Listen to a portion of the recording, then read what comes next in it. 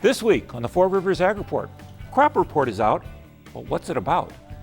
Also, they say that facts don't lie, but when it comes to reports, can the same data tell two different stories?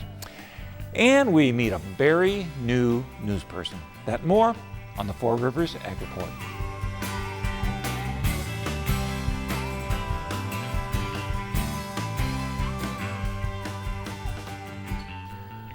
Welcome to the Four Rivers Ag Report.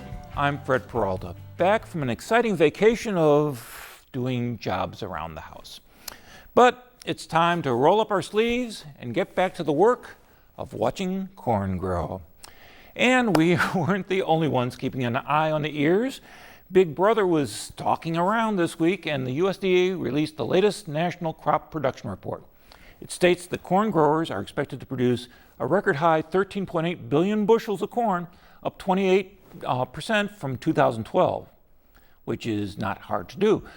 And soybeans are forecasted to come in at 3.25 billion bushels, up 8% from an okay but not great 2012. If we get that level of harvest, it will be the second largest harvest on record. Okay, so everything is good, right? Really? You expect me to have that answer?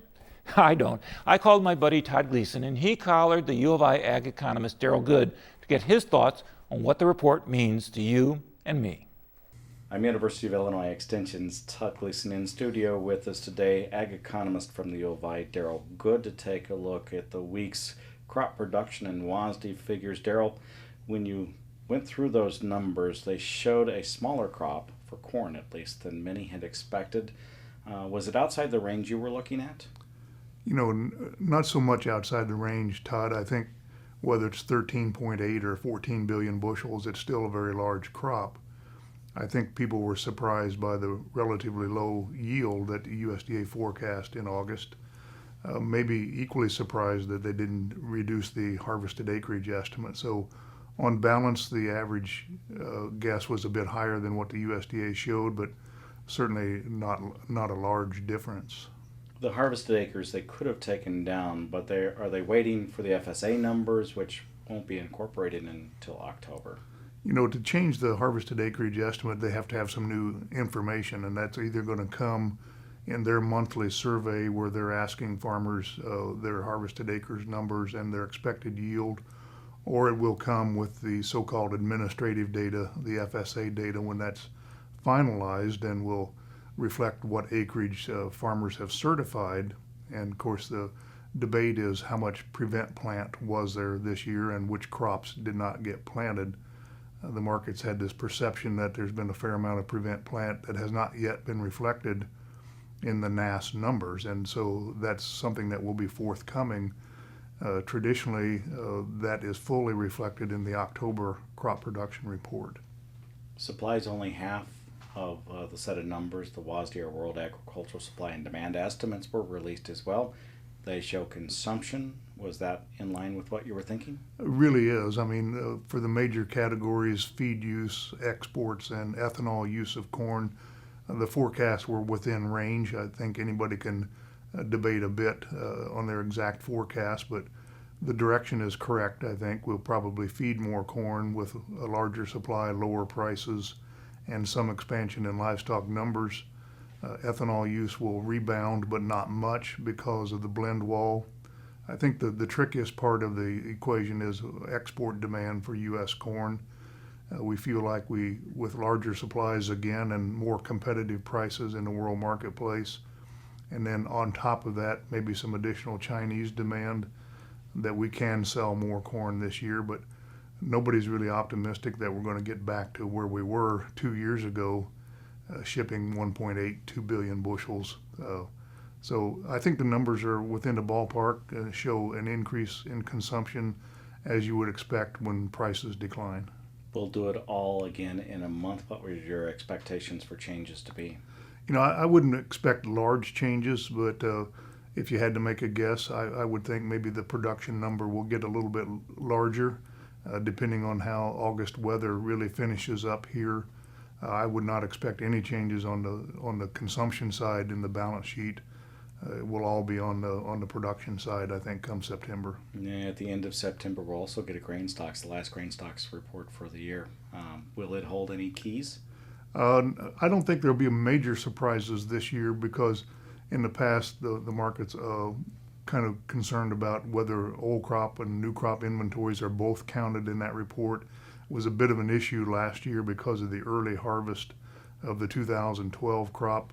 I don't see really anything major coming out of that report this year. I've ignored the soybeans to this point, but can you take me through both sets of numbers for me, please? In the case of soybeans, again, looking at an increase in production from last year, a crop of 3.26 billion bushels would be up a couple 100 million bushels from last year, but still below our record crops of 2 and 3 years ago. So we have opportunity to expand consumption of soybeans, but not to the same extent we do on corn, I think. And I think soybean demand is robust. We're looking at domestic crush being supported by both increase in livestock numbers and the need for more soybean oil for biodiesel. And we're looking to China to keep our export demand very strong. So we may see some modest buildup in soybean inventories during the year, but unless the production number changes a lot from the August forecast, stocks are going to remain relatively tight on soybeans, suggesting to me that in the scheme of things that soybean prices probably will hold value a little more than corn prices during the upcoming marketing year. Thanks so much, Darrell. Thank you. Darrell Good, ag economist from the University of Illinois. I'm U of I Extension's Todd Gleason.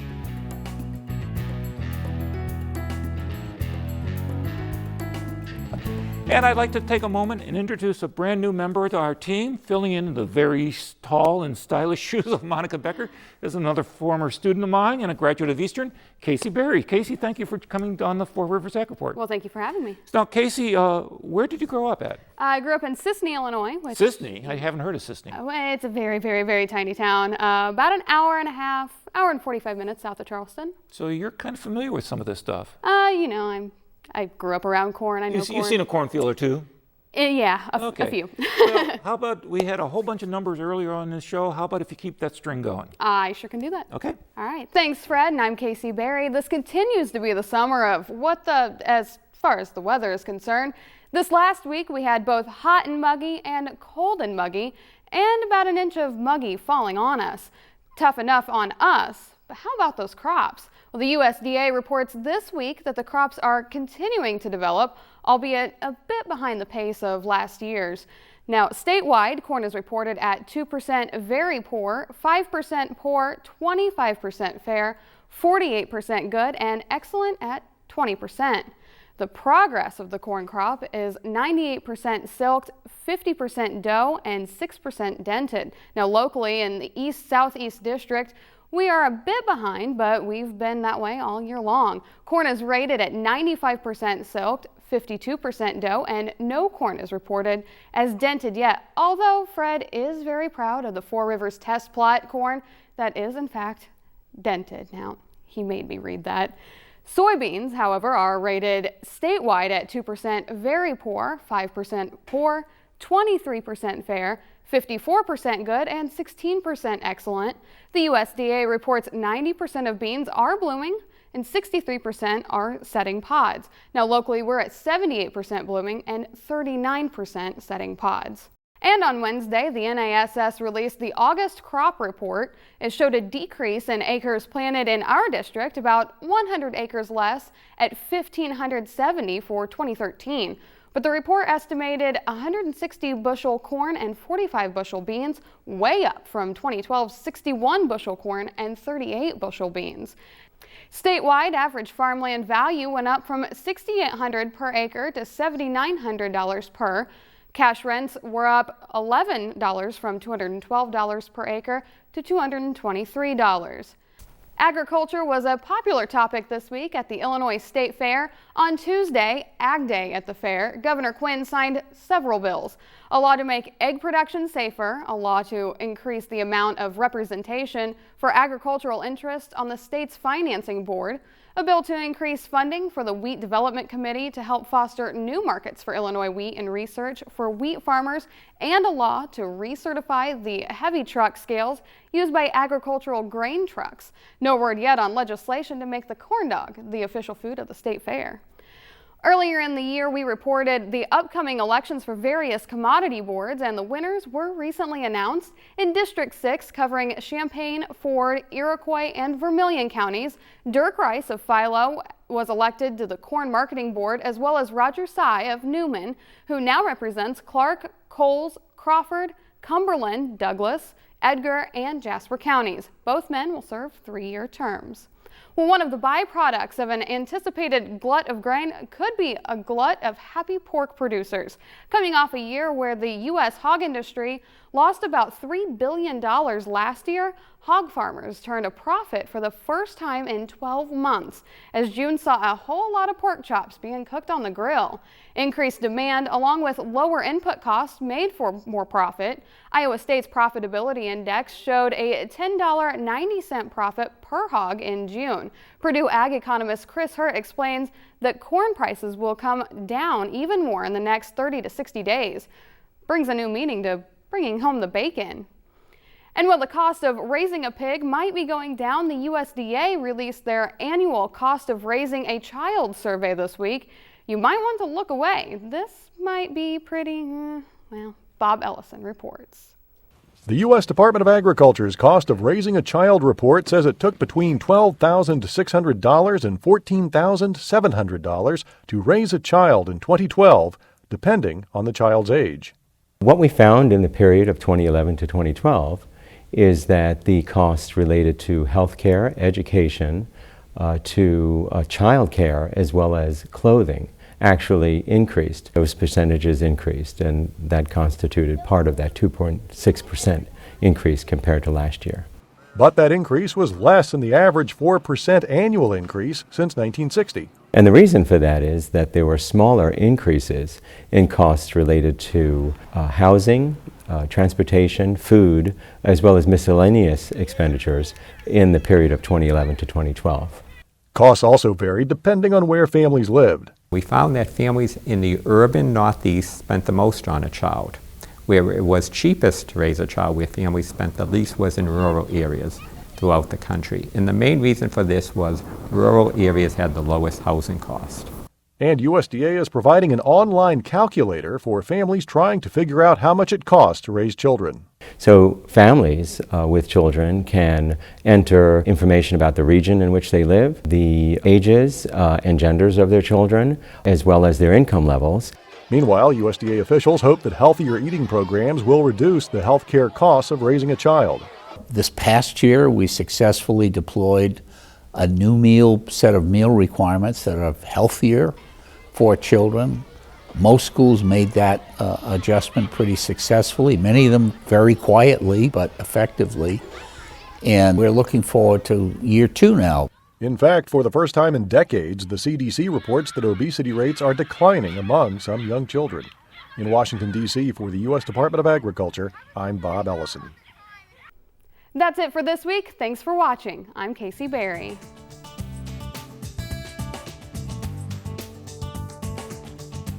And I'm here with our good friend Todd Easton of Terrydale Farms. And Todd is a crop watcher for Farm Week, but also he's one of our guys. We keep things out. And you're north of Charleston.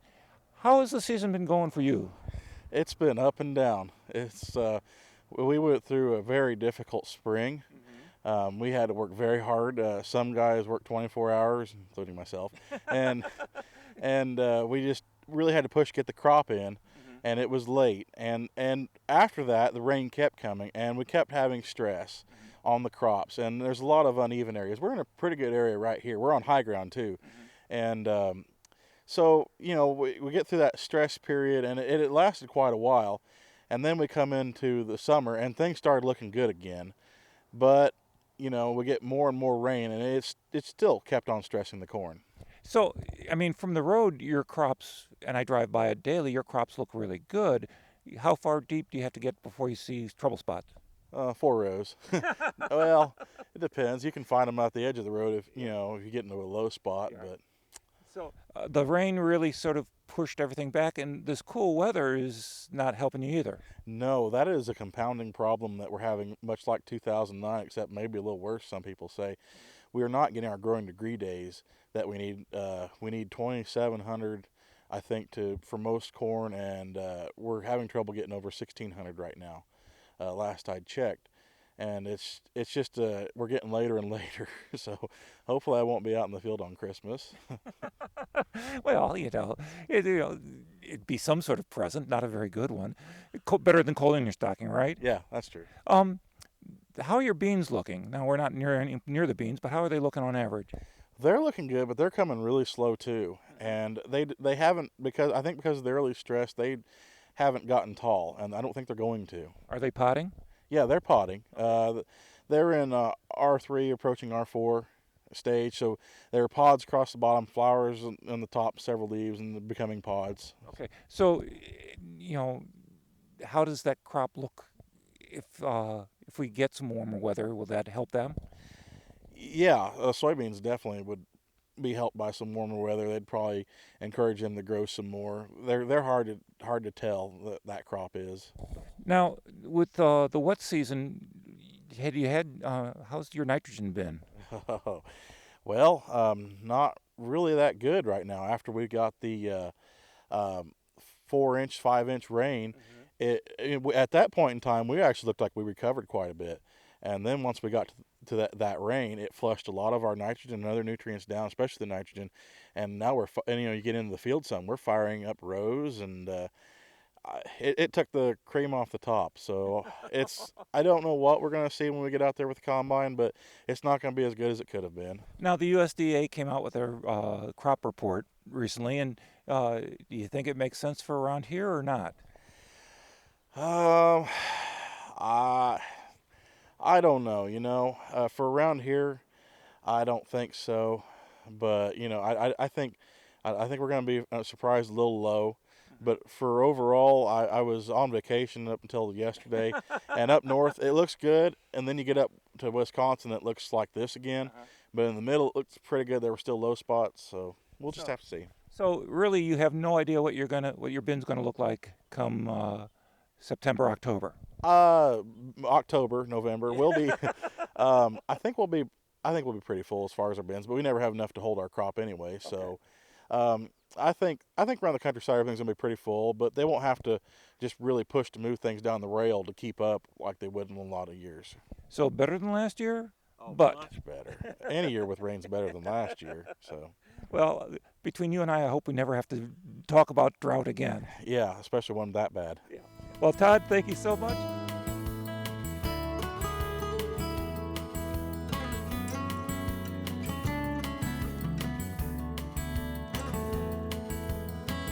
Remember those arguments you had with your brothers or sisters, the arguments? Well, that all ended when cold, hard facts were offered, right? Well, this week, Cameron Craig and Chris Langan take a look at reports that say entirely different things depending on how you squint your eyes on this week's On the Map. On this week's On the Map, I'm here again with Chris Langan from the Department of Geography, and we're talking about land use again, but this is a little different. Yeah, this is kind of a combination of a couple things we've already talked about in previous episodes. Basically, what changes have been taking place since about 2007 or 8 with the conversion of grasslands to croplands. Okay. And then understanding what data is being used for people to come out with these studies. And the data is the big issue here. The data is the big issue. There have been a couple studies lately. The Environmental Working Group, who obviously support more of the conservation of grasslands side of the argument, have some studies out, and they say about 24 million acres of new cropland have come out since 2008. Another study talks about the loss of wetlands, the loss of highly erodible lands, all using satellite-derived land use data. Okay. Recently, there's also been a study done by the Farm Bureau, various states' farm bureaus, using the exact same data. Okay.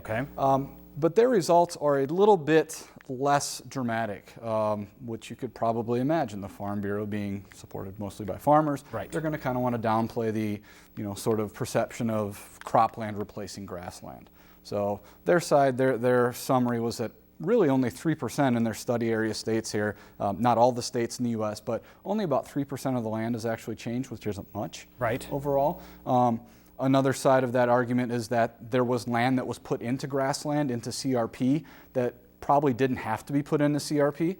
All right. So the fact that it's going back into cropland really isn't a big deal. Okay. And then just understanding the differences between looking at net versus gross change estimates of how much has changed. Okay. So, you know, two sides of the story. And now let's look at the data. Yeah. The data is the underlying issue here because both sides of the story are using the same data. And this is data that any of us can go online and, you know, if you Google cropland data layer, you'll go to a USDA website and you'll see a nice pretty little map like this. And you can zoom into counties, you can get statistics on well over 100 different types of crop categories. Okay. And this is the data that they're analyzing to go through this. Okay. There's a lot to go through. There's a lot to go through. It's 30 meter pixels. Okay, this is that satellite topic we talked about a few weeks ago. What caught my attention was out in western South Dakota. Okay. Not much happening in western South Dakota. We've been out there. That's right. That's Not right. much happening. Not much. Hacken County supposedly gained, and this is from the Environmental Working Group study, gained about 97 square miles of new cropland. And that caught my eye because there isn't really 97 square miles of cropland to be gained. I didn't think. Right. Okay. Right. So what I did Difference. was I looked at the cropland data layer data, and we can see how this field up here, 2007 was winter wheat, 2008 it went to grass. That really doesn't happen. Okay. All right. So when they go and they compare the 2008 image Yes. with the 2012 image, Okay. they're going to see grass changing to crop. I see. Did that really happen? Nah. It didn't. This was just something funky happening with the satellite data. Right. And it could be environmental issues. It could be a sensor outage or something like that. That happens, yeah. The day that the image was taken one year versus the other. It happens. It's satellite data. So there's really no getting around it. The lesson here is understand what the data can provide and not jump to conclusions, Exactly. but consider all aspects. Exactly, yep. Very interesting, Chris. Well, thank you very much. Thank you.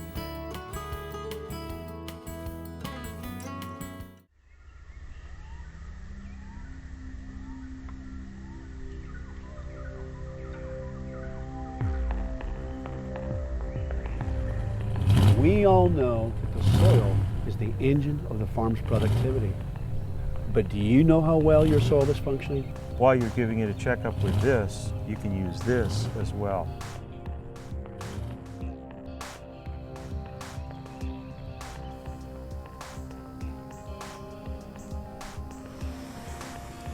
That's what healthy soil should smell like. Got the aroma of actinobacteria, that smell of geosmin, that one-of-a-kind sweet smell. Oh, if your soil smells sour, metallic, and like kitchen cleanser, that may be a good indicator that your soil's not functioning well, that your soil biology is out of balance. So go ahead, dig it up and give it a sniff. It only takes a minute. If you dig a little, you can learn a lot.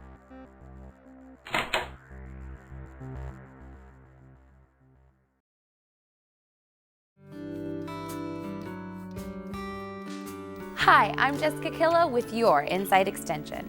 Hot and dry may be great for the beach, but it's not the best place to grow a garden.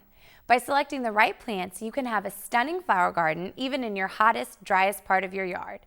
Join Sandy Mason, horticulture educator with University of Illinois Extension, as she presents Some Like It Hot, plants for hot, dry areas. The program will be offered on Tuesday, August 20th from 1 until 2 p.m. The program will be held at University of Illinois Extension offices in Charleston, Arthur, Toledo, and Shelbyville using the University of Illinois Extension link system. To attend the session, register online or call the Extension office at 217-543-3755. University of Illinois Extension is celebrating 100 years. View our special 100 Years website to read stories, view photo albums, and help us celebrate 100 wonderful years.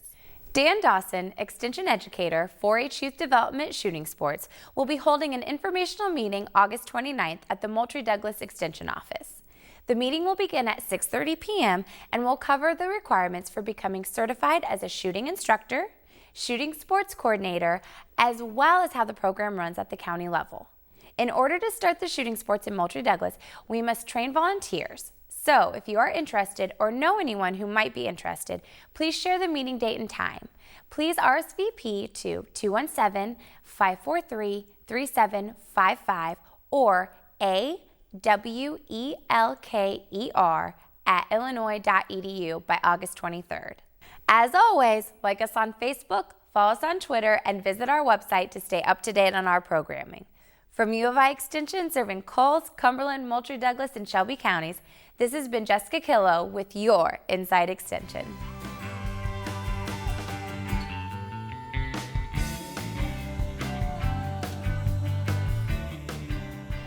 And finally, I'll be at the Farm Progress Show a week from Tuesday. I'm going to be running around like a maniac trying to find the cool stuff to show you. But if you're at the show and you happen to see me, please stop and say hi. I promise I won't bite. And as we end, we're going to watch some of the action from the Coles County Fair Kiddie Tractor Pull. I wish I had half the energy some of these kids have. So work hard, be safe, and enjoy the beautiful sunsets. They're really nice this time of year. I'm Fred Peralta, and thanks for watching the Four Rivers Ag Report.